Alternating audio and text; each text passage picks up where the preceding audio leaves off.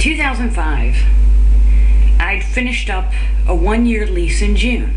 A cute little apartment in Van Nuys. Sunny, beautiful, great $900 a month apartment.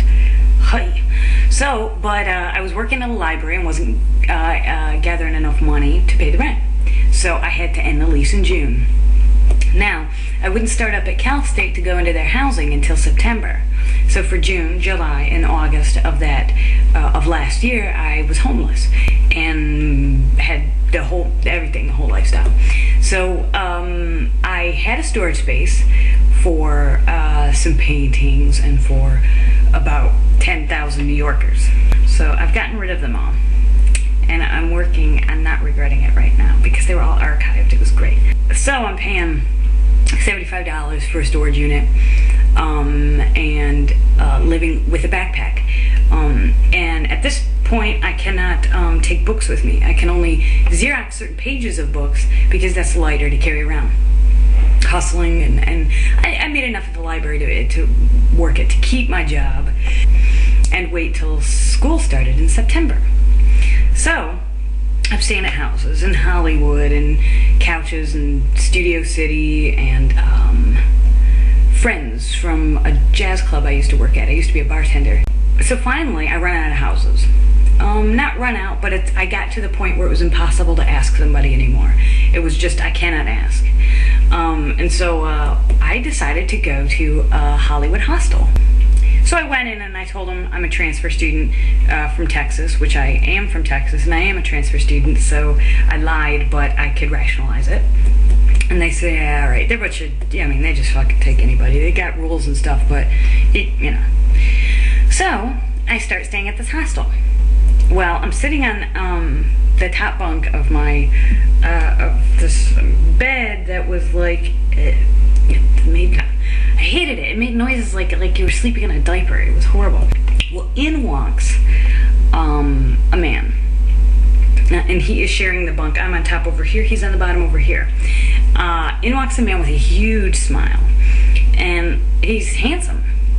And so I won't give him the time of the day. I'm like, look, I know guys who are handsome. I just forget it. I'm not going to mess around with that. And this is a freaking hostel in Hollywood. This is not the place to find cock.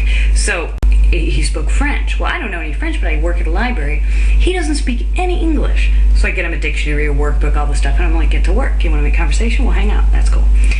I'm starting to pay attention to him, but I'm thinking, no way. Because, first of all, I've spent 20 years in Texas, and they're not French friendly there. They, I can't really justify it right now, but, it was like some days it was just, there was nothing to do but hate the French. It was just, I was very much like that, and I hated the French. I studied language at the time, obviously. I liked studying languages, but the one language I wouldn't have anything to do with was French. And just out of stupidity, but just because I just don't like the started really liking the guy, and I'm like, this is stupid. I'm just, thought I was gonna sneeze.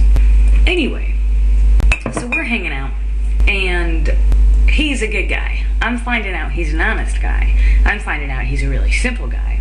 I asked him to practice, to write something in French, and that way, because I was studying French to help him speak and studying other people's languages as well, helping them speak with each other.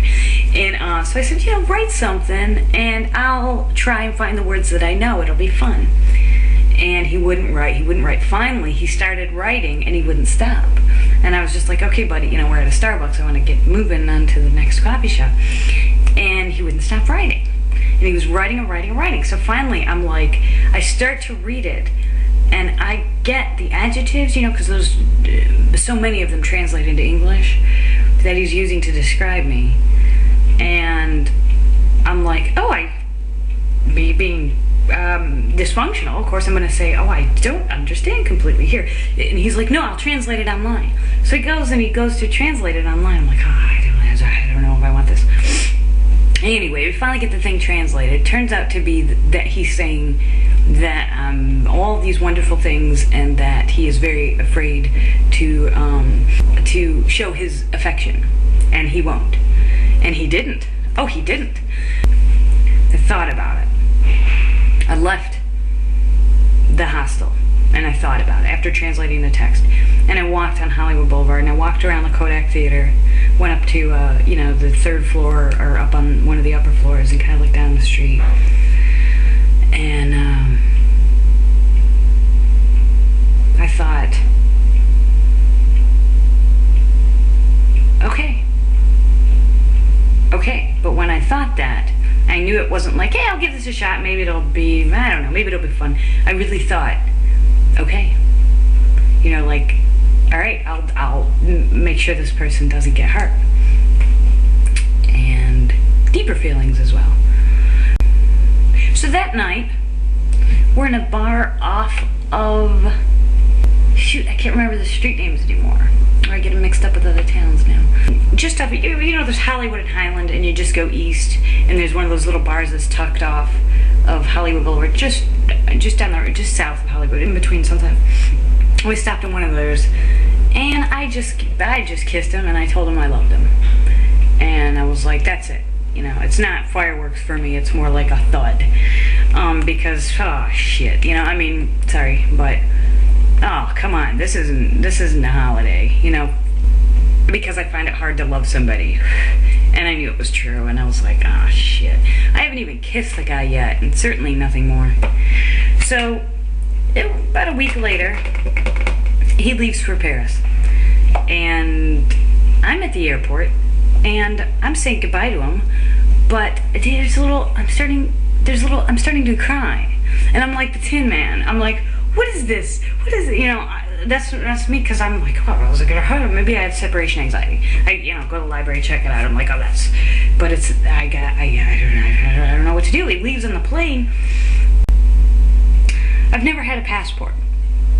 So I thought, maybe I'll get a passport and I'll go and visit him. I'll interrogate his friends, because I believe he's honest. I'm really, exactly like Diogenes. With the lantern and broad daylight looking for an honest man. I know he's honest. But I go there and interview his friends, meet his family. His friends are telling him beware of American women. We're driving into Paris one day, and he says, I said, maybe we should get married. I gotta marry this guy. He's just, gosh, the guy's honest. He's so sweet. He's not funny. So all these women say, oh, I want somebody who's really funny and really intelligent. Oh, bullshit. No, you don't. Intelligence does not keep you warm at night, ladies. You know that, I know that. We didn't get married because I thought I didn't have my ID on me or my passport, so we decided just to go and have a beer somewhere. And I went back to LA, and he stayed in Paris.